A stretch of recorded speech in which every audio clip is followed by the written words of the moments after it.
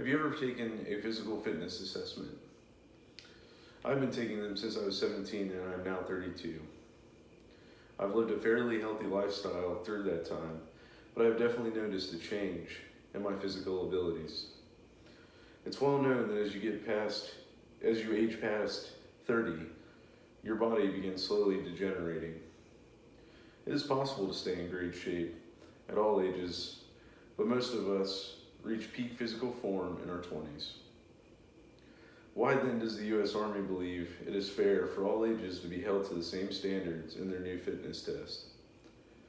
Senior leaders believe that it is necessary for those with the same job to maintain a rigid physical ability in order to keep their job. They fail to follow scientific evidence that says it may not be possible. The Army recently changed its physical fitness test from the Army Physical Fitness Test to the Army Combat Fitness Test. The Army Physical Fitness Test consisted of push-ups, sit-ups, and a 2-mile run. Basically, you would do as many push-ups or sit-ups as possible in 2 minutes, and then run 2 miles as fast as possible. The APFT segregated by men and women and scaled by age.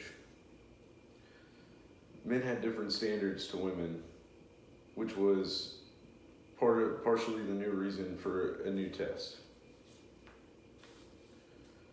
The APFT was seen as a sham by critics because you only had to focus on 3 basic exercises that were simple and did not relate to combat movements. The ACFT is currently being rolled out across the Army. The test is much more complicated to administer. This test consists of deadlifts, ball throw, hand release push-ups, sprint drag carry, a leg tuck, and a 2-mile run. Much more equipment is needed and requires more graders than its predecessor. The ACFT is combat focused according to the Army. It mimics movements used in combat with heavy emphasis on endurance. This new test is gender neutral. Recent changes have to do with allowing women into combat positions. The Army decided that for this to happen, men and women in the same career field must be held to the same standard. The new test does not take into account age, however. The Army decided that leaders who are generally older must be able to perform at the same level as their younger subordinates. The ACFT only segregates now by job. The issue with not scaling by age is simple. As you get older, your body does not perform at optimal levels. Most humans begin to lose muscle mass and strength between 30 and 50 years old.